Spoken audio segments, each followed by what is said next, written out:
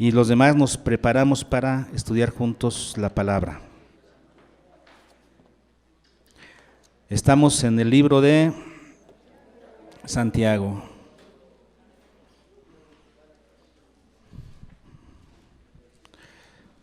Santiago, el pastor Santiago que bajita la mano es pesado, tiene la mano pesada el hermano.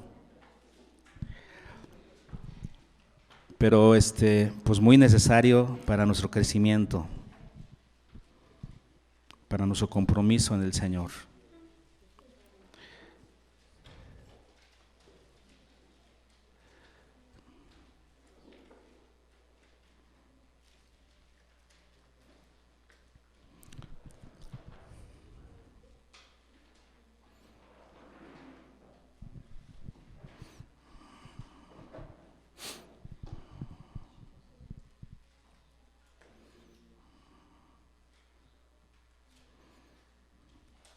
La semana pasada vimos que Santiago nos hizo un llamado al arrepentimiento. Nos dejó ver cuáles son algunos de los impedimentos que existen en nuestra vida para poder entregarnos completamente a Dios como debiéramos entregarnos. Y la semana pasada platicamos de esas cosas que se interponen en nuestra vida. Y una de esas cosas que se interponen para que nosotros hagamos la voluntad del Señor es el orgullo. ¿Se acuerdan de eso? En el versículo 4:6, en el capítulo 4, versículo 6, Santiago nos dio una de las frases célebres de la sección anterior. ¿Cuál fue una de las frases célebres? Dios resiste a los soberbios y da gracia a los humildes. Entonces, ¿qué queremos ser? ¿Soberbios o humildes? Los que son soberbios son aquellos que no reciben exhortación, no reciben la llamada de atención y se quedan ahí viviendo igual, sin poder consagrarse al Señor como deberían. Y por eso Él nos habló acerca de la soberbia. Y por eso terminó la sección anterior en el versículo 10, terminó la sección diciendo, humillaos delante del Señor y Él os exaltará. ¿Qué debemos hacer? Humillarnos delante del Señor, obedecerle. Y por eso en esta sección que sigue, de los versículos 11 al 17, Santiago nos va a dar dos ejemplos de soberbia. Dos ejemplos de soberbia que él había visto que seguramente se daban en la iglesia. Volvemos, ¿no?, al punto, en la iglesia de aquella época, en la iglesia de los judíos, de donde Santiago estaba como pastor. Él había visto eso allá, ¿no? Aquí no hay ese tipo de cosas, yo sé, pero vamos, tenemos, es lo que sigue en el estudio. Pero Santiago ve que esta exhortación es muy pertinente porque él había identificado que había estas muestras de soberbia en creyentes. Así que vamos a ver en esta enseñanza de hoy dos ejemplos de muestras de soberbia en las personas. Y peor que todo, peor que eso, en creyentes. Creyentes soberbios. ¿Por qué lo está viendo en la iglesia? ¿Sale? Vamos a ver entonces dos muestras de soberbia que Santiago ve. La primera muestra de soberbia, ¿cuál es? La murmuración. Creerse jueces, constituirse en jueces. Es una muestra de soberbia. Bueno, vamos a estudiarlo. Dice el versículo 11, hermanos, no murmuréis los unos de los otros. ¿Qué había notado que había en la iglesia? ¿Qué notó Santiago que había en la iglesia? Murmuración de unos hacia otros y de los otros hacia los unos. Murmuración de unos hacia otros. ¿Qué significa murmurar? Murmurar es la palabra catalaleo griego que significa hablar contra. Significa que ya es malo. Estás hablando contra algunas personas, hablar en contra de alguna persona. Eso es murmurar. Si lo haces detrás de su espalda, ¿no?, que es una característica de la murmuración, significa que no lo haces hacia la persona. Si tú hablas mal o hablas contra una persona, pero en su cara, bueno, eso no es murmuración, estás confrontando un pecado. En todo caso, si tú te das cuenta de un pecado de alguien que haces, vas con esa persona y la confrontas directamente. Y en ese caso, pues ya te explicas si sí o no y ya viene la situación, ¿no? Se arregla la cosa. Pero aquí es murmuración. Implica hablar contra la persona, pero a sus espaldas. Y Santiago había notado que eso había en la iglesia de aquella época, hace 2000 años. O sea, aquí no se da. Hoy en día, en las iglesias, murmuración, no se da, eso no se da. Ya pasó de moda. No, eso nunca pasa de moda. Bueno, pero sigue diciendo el versículo 11. Entonces, hermanos, no murmuréis unos contra otros. Luego sigue explicando. El que murmura del hermano y juzga a su hermano, murmura de la ley y juzga la ley. A ver, vamos a entender esto, ¿no? Aquí lo primero que entendemos es que aquí Santiago ya añade otro elemento que nos explica un poquito de dónde viene la murmuración. ¿Cuándo es que nosotros murmuramos? Cuando somos capaces de juzgar. Si tomamos el atrevimiento, nos damos el atrevimiento de juzgar a una persona, eso resulta en murmurar de la persona. Está añadiendo eso, el que murmura del hermano y juzga al hermano. Entonces, la razón de la murmuración, ¿cuál es? Que se atrevió a hacer un juicio. Juzga al hermano. La palabra juzgar es la palabra crino, que significa separar, seleccionar, elegir. Entonces, hacer un juicio sobre la persona. Es un juicio que normalmente está basado en lo que nosotros percibimos.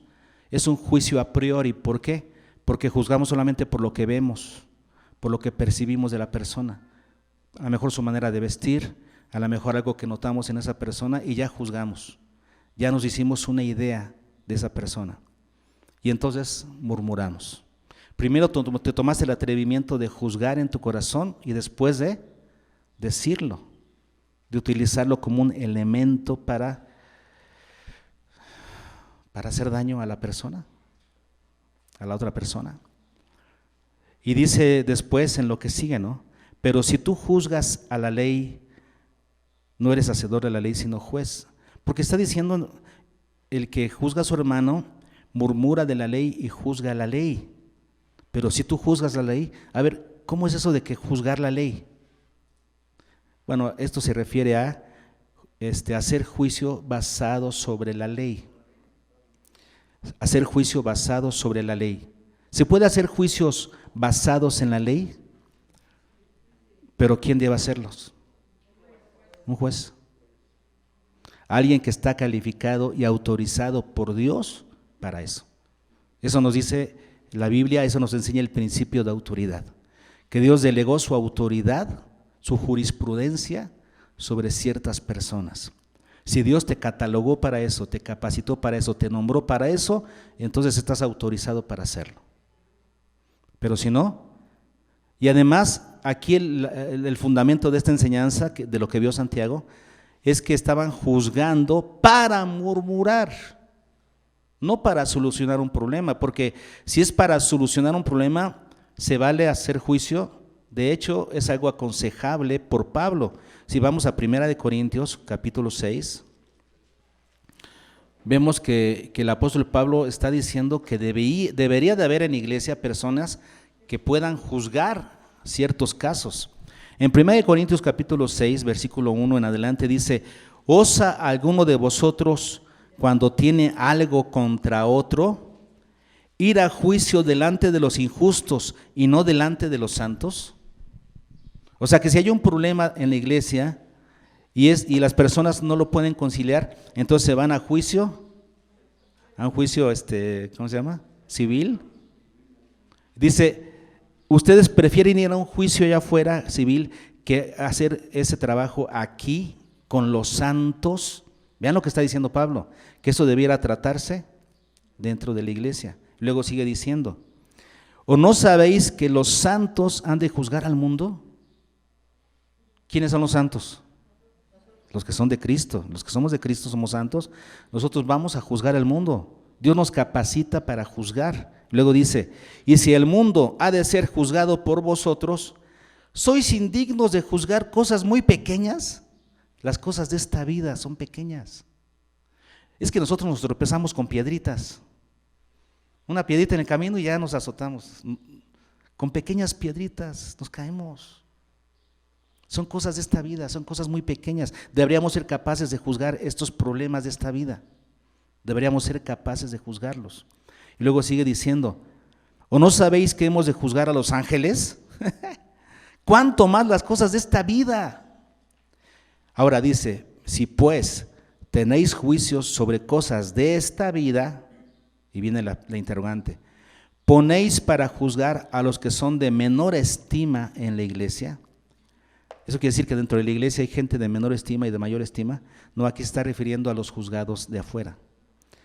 ¿Quién se supone que debería tener mejor capacidad para juzgar un asunto?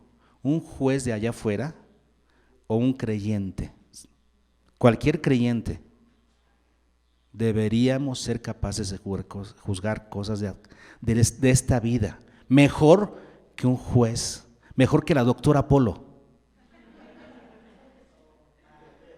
Deberíamos de tener mayor criterio nosotros.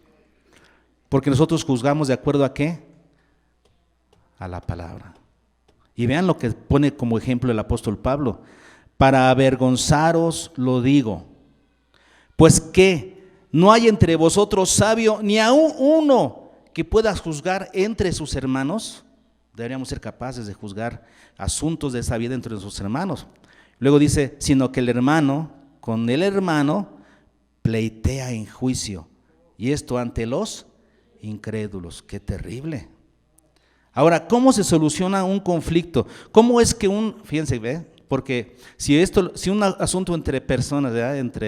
Entre dos, si hay un pleito entre dos partes y van a un juzgado, con un juez, y le va a juzgar de acuerdo a los testimonios, a los hechos que le presenten, de acuerdo a situaciones, a las pruebas que le presenten y a los testigos que presenten, ¿no? Y entonces va a llegar a un veredicto justo, según él, según esas pruebas contundentes. Pero vean el punto de vista de cómo arreglaría un asunto entre dos personas que tienen un pleito, cómo lo arreglaría un creyente, alguien que cree en Dios. ¿Cómo lo arreglaría? Versículo 7. Así que, por cierto, ya es una falta en vosotros que tengáis pleitos. ¿Qué tendríamos que hacer? En primer lugar, no pelear. Y si estamos peleando, corregirnos, porque ese es un mal. Está mal que estemos peleando por cosas de esta vida. Ya está mal. Está mal que estemos teniendo pleito entre vosotros. Y luego dice, ¿por qué no sufrís más bien el agravio? ¿Por qué no sufrís más bien el ser defraudados? Ese es el consejo que un creyente daría en un problema determinado. Perdona, sufre el agravio. En cambio ya te van a decir, tienes que pagar. Es un consejo distinto, es una sabiduría distinta, la sabiduría de la palabra. Santiago nos ha estado hablando del sufrimiento. Tendrías que sufrir el agravio y perdonar. Nosotros debemos de juzgar de acuerdo a la palabra y nuestro juicio debería ser superior al de los de allá afuera. Es que debemos de tener la capacidad de juzgar, deberíamos de tenerla, pero sucede que a veces no la tenemos. Por eso Santiago dice, para vergüenza vuestra lo digo. Dice aquí, Pablo, ¿no? No hay ni uno solo que pueda juzgar cosas de esta vida entre ustedes. Pero deberíamos poder. Entonces, ¿se debe usar el juicio en la iglesia? Sí, pero para resolver conflictos, corregir pecados, no para murmurar. ¿Ok? ¿Qué nos dice el Señor Jesucristo acerca de la murmuración? Acerca de hacer juicio más bien entre nosotros, hacer juicios el uno del otro. Vamos a Lucas capítulo 6. Palabras de nuestro Señor Jesucristo. En Lucas 6, versículos 37 en adelante. Dice el versículo 37, no juzguéis para que no seáis juzgados. No condenéis y no seréis condenados. perdonad y seréis perdonados. Juzgar significa hacerte un juicio, tú en tu mente, de cierta persona.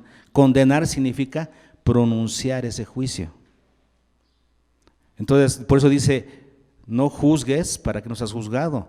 Entonces, no pienses mal de las personas para que no se piense mal de ti. Luego, no condenes, o sea, no pronuncies juicio, para que no se pronuncie juicio en tu contra. Luego, entonces, perdona, deja en libertad a esa persona, déjala libre, y a ti te será perdonado. Ese es el principio. Ahora, sigue diciendo el versículo 38, dad y se os dará. Si das juicio, ¿qué se te da? Juicio, y en la misma medida. Porque dice, dad y se os dará medida buena. ¿Y qué es bueno? Es la palabra kalón, que significa bueno por naturaleza. O sea, es justo. Si tú das, ¿es justo qué? Se te dé. Es la ley de la siembra y la cosecha. Es lo justo. ¿Hiciste algo malo? ¿Qué mereces? Pues castigo, retribución. Es lo bueno, es lo correcto. Luego dice que es medida buena apretada. ¿Qué significa apretada? Que se te va a dar de acuerdo a lo que diste. Ni más ni menos, apretada. O sea, con una medida. Así como diste, así se te dará. Con justicia. ¿Murmuraste? ¿Condenaste? Luego, es una medida remecida. ¿Qué significa remecida? Bueno, pues cuando utilizaban una medida para grano, ¿no? ¿Qué hacían? La movían remecida para que llenara todos los, y fuera justa, ¿no? La medida, se llenaran todos los espacios, todos los huecos. Así se te dará,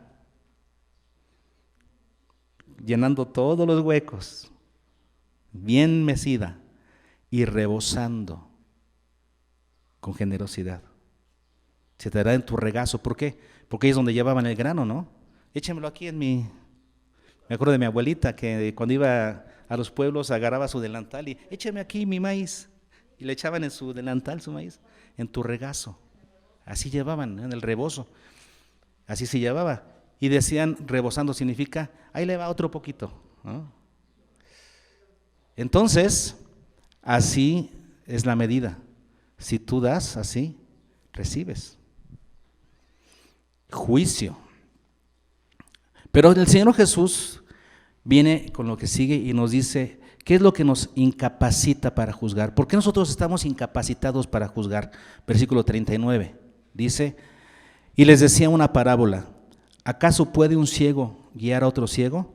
¿No caerán ambos en el hoyo? ¿Cuál es el problema que nos incapacita para juzgar? Que estamos igual de ciegos.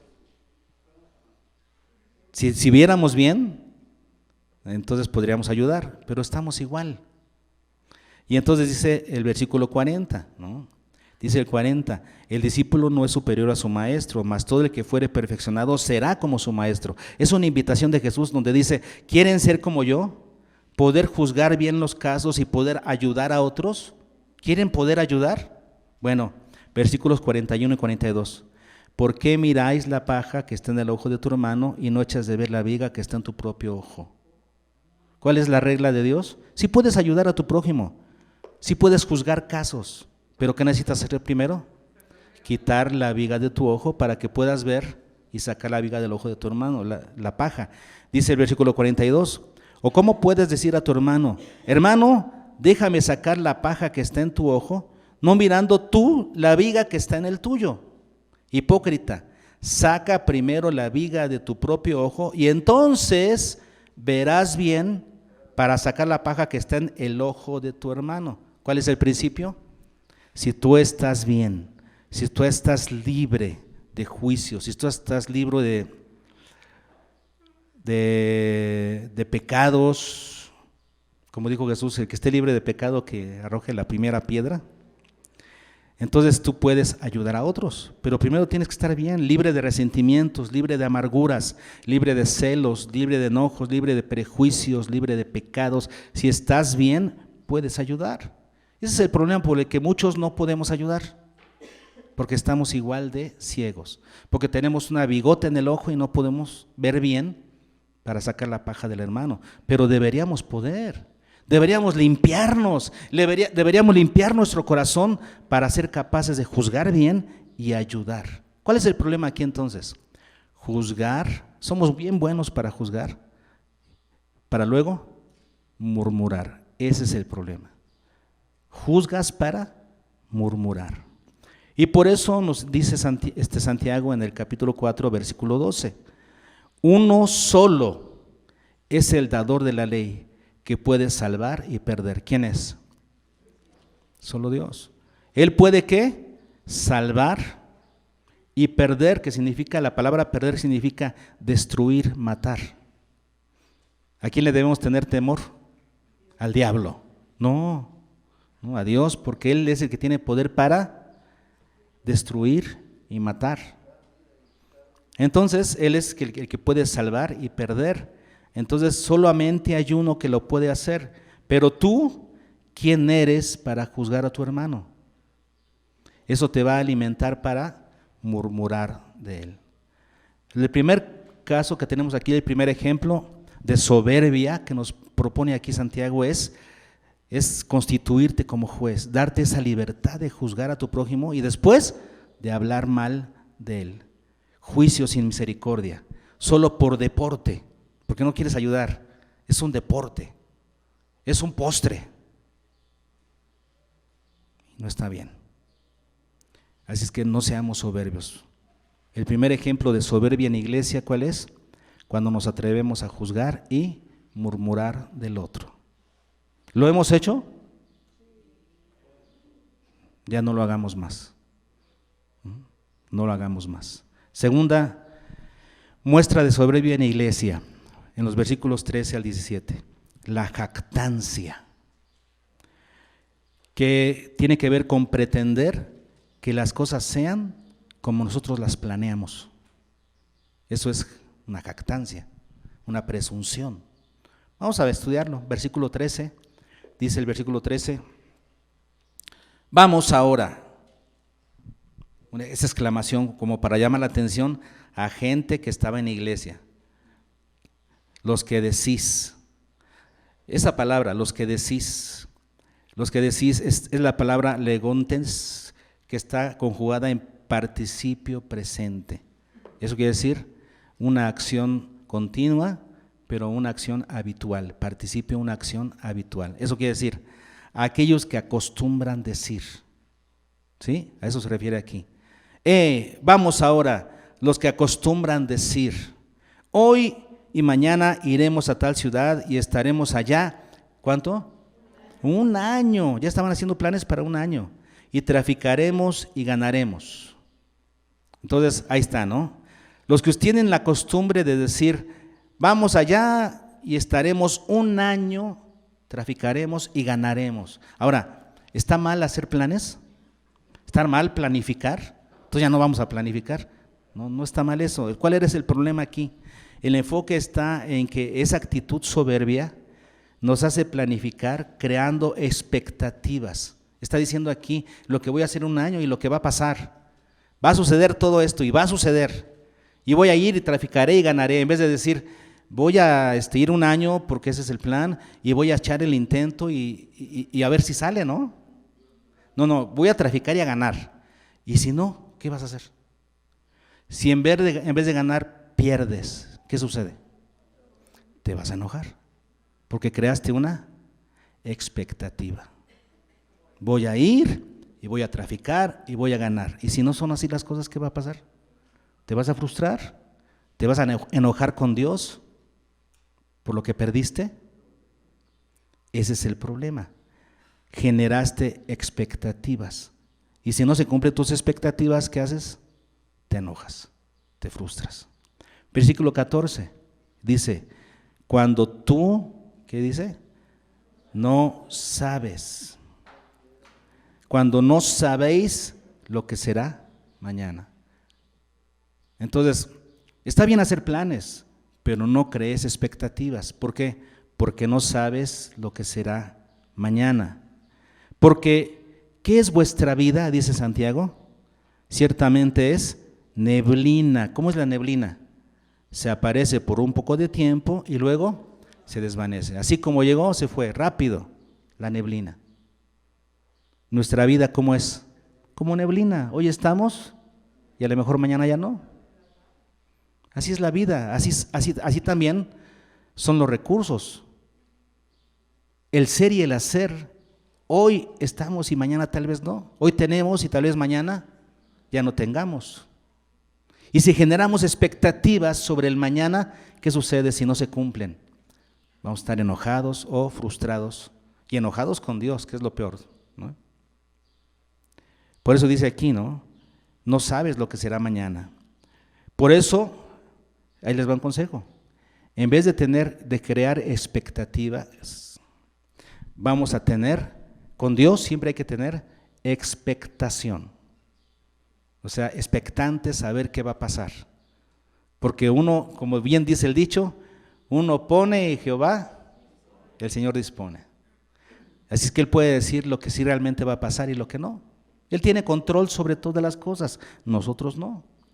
Él sabe lo que nos conviene, nosotros no. Dice aquí, tú no sabes.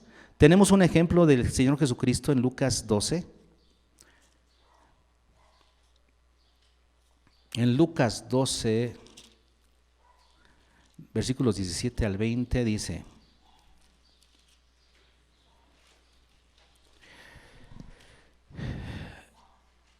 y él pensaba dentro de sí diciendo: ¿qué haré porque no tengo dónde guardar mis frutos? Pues es que dice que su heredad produjo mucho, ¿no? Entonces dice: ¿qué haré porque no tengo dónde guardar mis frutos? Y dijo: esto haré, derribaré mis graneros y los edificaré mayores, y allí guardaré todos mis frutos y mis bienes. Y diré a mi alma: alma, muchos bienes tienes guardados para muchos años. Repósate, come, bebe, regocíjate. Pero Dios le dijo, ¿qué le dijo? Necio, esta noche vienen a pedirte tu alma, vas a morir, y lo que has provisto, ¿de quién será? Entonces, en esta vida no deberíamos generar expectativas, sino tener expectación. Señor, ¿qué tienes para mí el día de hoy? ¿Qué vas a hacer? A lo mejor me vas a dar más de lo que yo quería, o a lo mejor me vas a quitar lo que tenía. Y todo está dentro de tus planes perfectos. Jehová dio, dijo Job, Jehová quitó, sea el nombre de Jehová bendito. Tendríamos que estar a la expectativa de lo que Dios quiere hacer con nosotros y no luchar.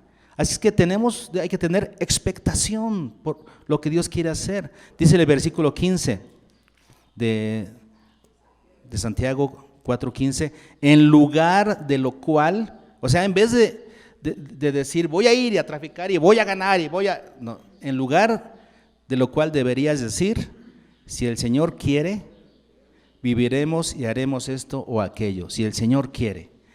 Ahora, hoy hay muchas personas que por costumbre, que por hábito, acostumbran a decir eso, ¿no? Dicen, si Dios quiere, mañana nos vemos, sí, si Dios quiere. Pues qué bueno que lo dicen, ¿no? Pero qué tal si nada más lo decimos ya mecánicamente y no estamos dispuestos a aceptarlo. Porque cuando Dios no quiere, ¿qué haces? ¿Te enojas?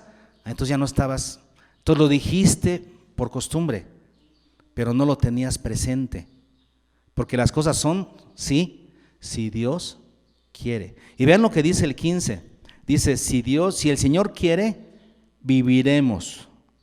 En primer lugar, ¿qué tal si no amaneces? Si Dios quiere, vivirás. Si Dios quiere, tendrás salud. Si no, no. Y luego dice, y haremos.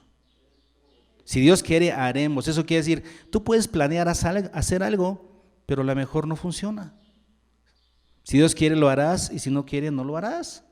¿Estás preparado para las dos cosas? Decía el apóstol Pablo, yo estoy preparado para vivir en abundancia o en escasez. En todo he sido enseñado. Todo lo puedo en Cristo que me fortalece. Estoy enseñado en todo. ¿Y nosotros? Si nos va mal, ¿qué sucede? Entonces, ¿eso no viene de Dios? Todo viene de Dios. Tienes que estar preparado.